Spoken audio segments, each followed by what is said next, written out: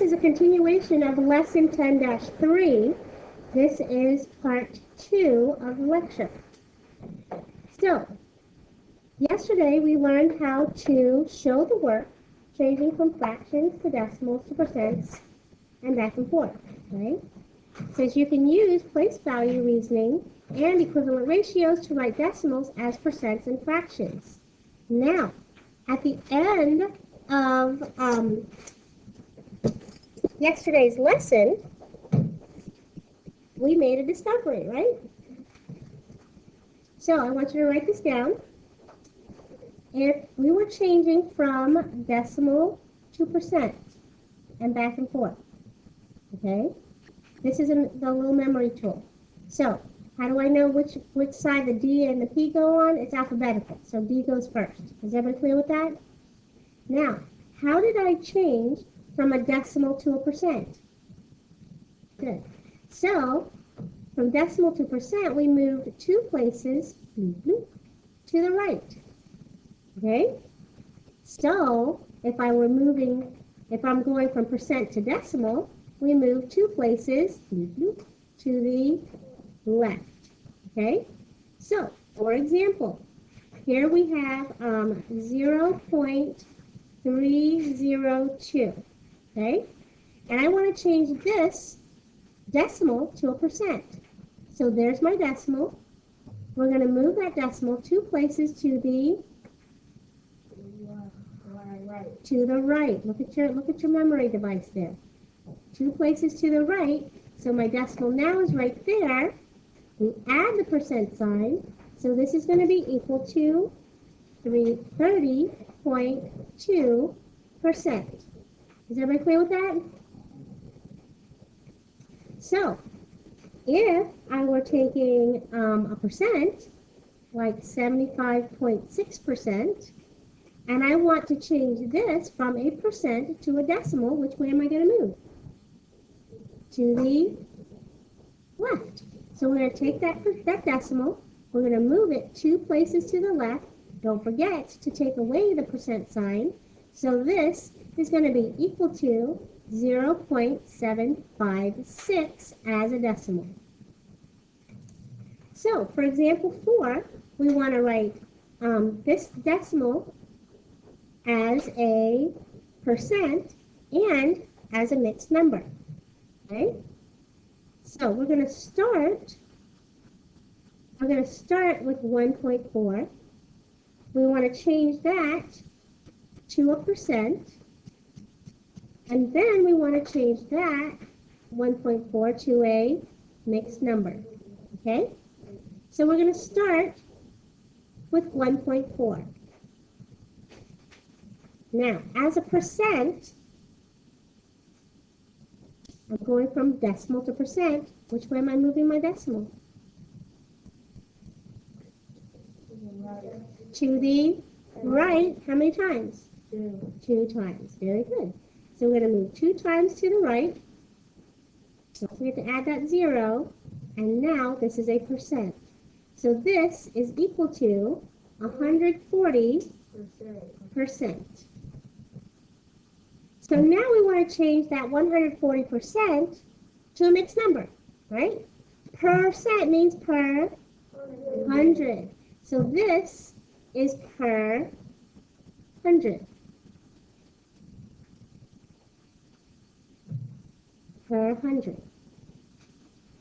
So I'm going to write that as 140 over 100. Okay? So now that's an improper fraction. I want to change that to a mixed number. How many times does 100 go into 140? 1 time. 1 time with how many left over? 40. So that's 40 over 100. And now I can, just with an S, simplify. Very good. So here, first thing I want to do is I want to cancel out some zeros. So now I have 4/10, and now I can divide by 2, and that's going to give me 1 and 2 fifths. Is everybody clear? Does anybody see another way we could have done this? So let me give you a hint. We started, oops, let me highlight it with pink. We started with 1.4. Is everyone with me on that? How do I read 1.4 correctly? 1 4/10.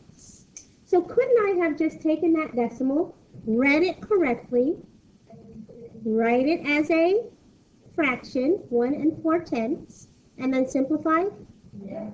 Yes, you could have done that too. Is everybody clear? All right, very good. So, I would like for you to take a minute or two to do example B with your table partners. So we are starting with 5.46. 5.46. So we want to change that first to a percent. So how do I change from decimal to percent? Good. Move the decimal 2 places to the right. And then we need to add the percent sign. Okay? So this is going to give us 546%. So now we want to change this to a mixed number. Okay? Now, do I want to go from 546 per 100, or do I want to go from 5.46? What? Me too, yes, that's what I want to do. So 5.46, we're going to start from there. So from 5, you know what, I'm going to highlight this one up here. 5.46. So we're going to start there. We're going to read 5.46 correctly. How do I read 5.46? 5 46 hundredths. So then we read it correctly. Now we're going to write it correctly. So 5 46 hundredths. Okay? And now I can simplify by dividing by 2. Very good. So we get 5 23 over 50. Very good. Now, when comparing and ordering fractions, decimals, and percents, we first need to write them in the same form. So once they're in the same form, then we can compare. So we need to either make them all fractions, or we need to make them all decimals, or we need to make them all percents. And it all depends on which is the easiest for you, okay, at the time, okay? So, let's start with example 1. I meant example 5. Okay, so here we want to know, is 6 5/10 less than, greater than, or equal to 650%? Now, I want to ask you, do you want to change these to all percents or all decimals? Okay, so let's do both, okay? So let's change 6 5/10. So let's do 6.5. We want to change that to a percent. Easy enough, right? We're just going to move the decimal 2 places to the right. And if you need to, you can always rewrite your memory tool here, okay? 2 places to the left or to the right, okay? So, from a decimal to a percent, that's a P for percent, we're moving 2 places to the right. So, we add a 0 here, and now this is 650%. So, 650%, greater than, less than, or equal to? Very good. So this says 6.5 is equal to 650%. Has everybody got that? Now, you can also, as easily as you did that, change 650% to a decimal, right? Which way are we going to move this decimal? Percent to decimal, which way are we going to move? To the left. So we're going to move that 2 places to the left. Take away the percent sign. Do I need that trailing 0? Nope, we don't need that trailing 0. So that's going to be equal to 6.5. So 650% is equal to 6.5. Is everybody clear? Yeah. All right. So we want to change. We want to know, is 3/10 less than, greater than, or equal to 525%? Now, my question to you is, do we want to change the fraction to a percent or the percent to a fraction? Percent. I would choose that too. So we're going to say 3/10. We're going to start with 3/10. Now, percent means per 100. Very good. So 100 in the denominator. So how do I get from 10 to 100? Times 10. Beautiful. And if I multiply times 10 in the denominator, very good. So that means that this is going to be 30 per 100, which is 30 per cent. Is everybody clear? So here, now we can compare. 30% compared to 525%, and of course that's going to be less than. Is everybody clear? Very good. All right, so I have another one for you to do with your table partners. Letter C. All right, so for example C, we want to know, is 2/9 less than, greater than, or equal to 22%? Now, your choice. Do we want to change fractions, that fraction to a percent, or percent to a fraction? Okay, so percent to a fraction. Okay. So here we want to change 22%. So 22% means 22 per 100. Very good. So that's going to be 22 over 100. Okay? And then I can simplify by dividing by 2. So divide by 2, divide by 2, and then here we've got 11/50ths, right? Okay, well, if we compare fractions, what do I need to have? I need common denominators. Do I want to do that? Yeah. I don't want to. I'm going to go ahead and change this to decimals. Is everybody with me? So, here, well, how do I change a fraction to a decimal?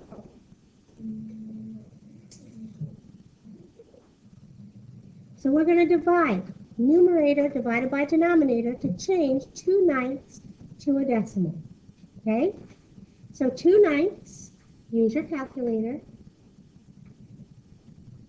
I will do it for you, since nobody got their calculator. 2 divided by 9 gives you what?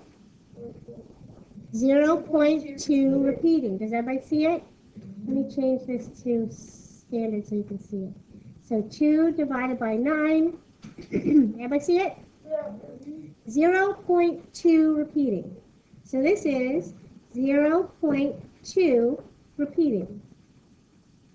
Just like was said earlier, if I'm looking at 11/50ths, 11/50ths as a decimal is 22 hundredths, right? So 11 fiftieths, you just got it from here, 22 hundredths, 0.22. So we want to compare 0.2 repeating to 0.22. What is your answer? 0.22 is greater than. Okay, so some said greater than, some said equal. Now, let's think about this for a second.